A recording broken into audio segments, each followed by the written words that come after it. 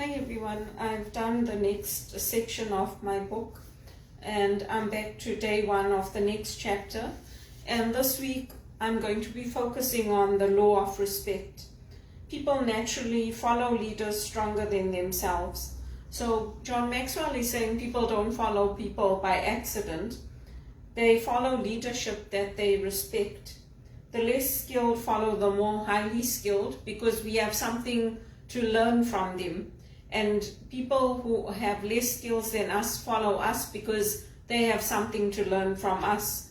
So it's all about community and how we are building each other up. The stronger leader may do it out of respect for the person's office or past accomplishments, or he may be following a chain of command like in the military or in an organization. There's a chain of command and everybody has different skills that we bring to the table. In general, though, people follow people who are better leaders than themselves, not people who are worse leaders than themselves. And in any group, you'll find that a group will form and there'll be people who will take charge. There'll be people who will want to help to control things, and there'll be people who want to follow. So in my case, I'm one of those persons that likes to take charge, and that's a skill I'm good at. I'm good at running things, organizing things, and making decisions. And so people will come to me for help in that regard. The focus today was on Deborah and the law of respect in the Bible. So there's not much information on Deborah except that she's an influential person and she had a position of leadership in Israel. So when people have a position of leadership, people keep following you. And it talks about the Bible passages, if you want to read them, it's Judges 4, 1-24, and 5, 1-9, and 31. So you can read those. Basically, we don't know, like when we are doing something, we don't know when we're going to reach that success or when God's plan is going to unfold in the way that will bring about the positive results for that. So we have to persevere and we have to move forward with that. The other thing is that John Maxwell touches on when he was just 22 years old, he was leading a congregation of people who were much older than him, and how he got their respect, how he led that organization. When people are younger than you, sometimes it's harder for people to trust you, to come to you when they are older than you. And sometimes it's the other way around. I've had situations where I have managers that are a lot younger than me. I've also had managers who are a lot older than me. Some people are very uncomfortable when there's somebody younger than them that they're reporting into because they don't feel like they've had any life experience or they have any respect. But I think it depends on how you work with the young people. I know for me, I've been fortunate. I've had managers who are younger than me, who are open to listening to me, as well as me taking their feedback and their direction. Because in some cultures, that respect for age is not necessarily a given. It's if you're young or if you're old, you still have to be able to work as a team and earn that respect. And then he just gives a small brief sum up of the idea of how we can think about it. If I were in the military, I'd call you sir. If I were in court, I'd call you honor. If I were your apprentice, I'd call you master. If I were on your team, I'd call you coach. So that's the sports analogy. If I were an orphan, I'd call you father. If I were a student, I'd call you teacher. As a layman, I've called you pastor. To all of us, you will always be a leader. And then he just talks about Deborah and how she was all those things to her people. She had the respect of everyone, and even Israel's greatest military ruler, Barak, followed her. He had so much respect for her that he wanted her at his side when they went into battle. She was honored as a prophetess and respected as a leader, and she restored prosperity to the people of 40 years because of her leadership. The people expressed their esteem for her by giving her the highest compliment they could imagine. They called her a mother to the people of Israel. So the question that we have for reflection is it becoming easier or more difficult to get people to follow you? And because if we don't have people following us, then we're not passing on our skills to others. We're not helping others to grow and to come up in life and in their society, in their community.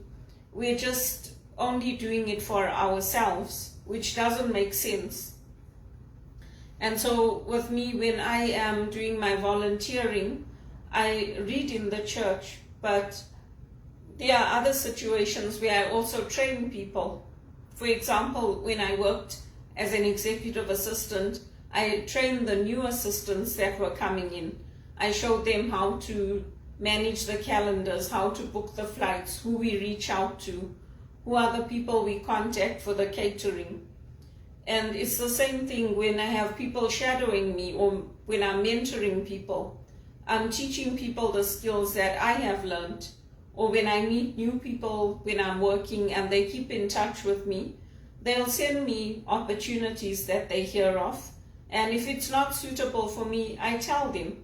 Because I've been here a lot longer than some of the people who are just coming into Canada, who are staying in touch with me because they want to learn from me, or just because they want to have me within their network. And also in the church, I think it's very nice because a lot of the older people in my church do like me, and they do, they come around me after Mass, they'll come talk to me. They like it when I read, they like it when I do the rosary, when I lead the rosary at Mass. So for me, those are all positive things, because by word of mouth, things change for you. And it's through the parish that a word has gone out that I'm looking for work, that I'm somebody reliable, that I help in the church. So those are the things that we can think about, and they are things that any of us can do. You can do it in your workplace by getting involved in the volunteer work they're doing, or you can do it in joining with groups, small groups. You can do it in many, many ways, and you can get more followers that way. And some people think it's about the number of likes you get on social media, but it's not necessarily about that. It's about how our lives touch people and how those lives then go on to touch other people, and we pay it forward in that way, because whatever good we do, that gets passed on to other people. Even if we're taking our old clothes to the St. Vincent de Paul, there might be a few, we don't take clothes that have holes and everything in them, but there are other people who will benefit from that, and they'll use those clothes and they'll appreciate them. So that's the way that we can look at it, about how are we influencing and how are we helping others, and how are we taking control of our own lives so that our own lives can then go on to touch and to help other people. With the One Campaign, the work that we do with lobbying our governments and the political leaders to get aid, particularly for Africa, that's important work, because we're getting immunization for treatable diseases. And when we were growing up, all of us were given the vaccinations, the injections for measles, mumps, and rubella. It was just something we had to do. And we went to the clinics, we went to wherever our doctors were, and we got that. Sometimes the nurses used to come to the schools when we needed to get it done. They also used to come and check our hair for lice. So those same things happen here in Canada. When I worked at Branksome Hall, they did have situations where they had to get people in there to do checks on lice for the children. And so it's something that is standard practice, which goes to show that our standards in Zimbabwe growing up were very good. And if we had those standards, then we should want them for other people. We shouldn't want that only for ourselves and only for our children, because at the end of the day, we live in community. And if an outbreak occurs, then it starts affecting everybody. The same thing with cholera. We were taught in Zimbabwe, wash your hands before you eat. Wash your hands after you eat. When you're cooking food, make sure that you've washed it before you prepare it and then cook it.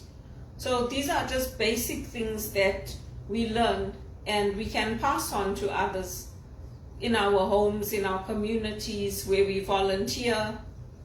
And you can use social media. I'm not saying don't use it. You can use it to showcase people what you're doing, how you're conducting things as part of a healthy lifestyle. Myself and many other people post on LinkedIn when they are exercising. Some people do it for their bike rides. I do it for my walks.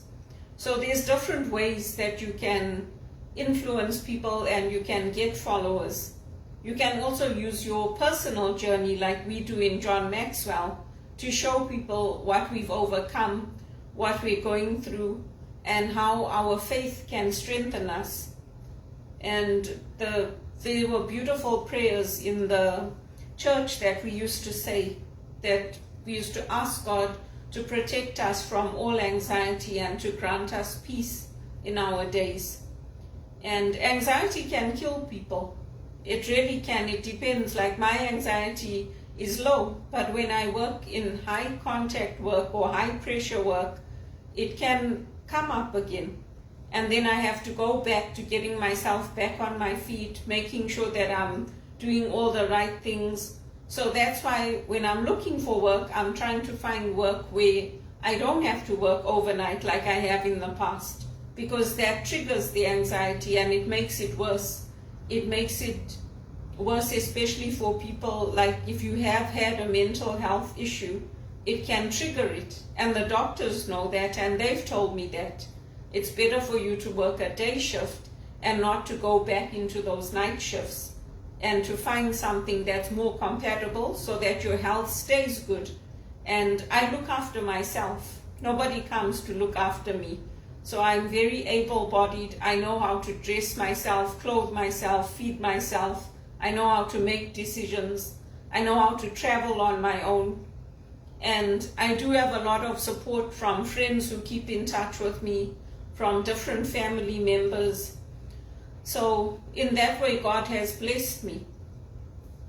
These are the things that we can remember, and they are things that you can think about in listening to my talk. And maybe you could recommend me if you know of somebody looking for an admin assistant or an executive assistant, somebody who's able to manage things. You could recommend me for that. And you could also recommend me if people are looking for workshops to be done, because we do have a lot of things available that I could help with. So that's what I did today, and that was the thought for today.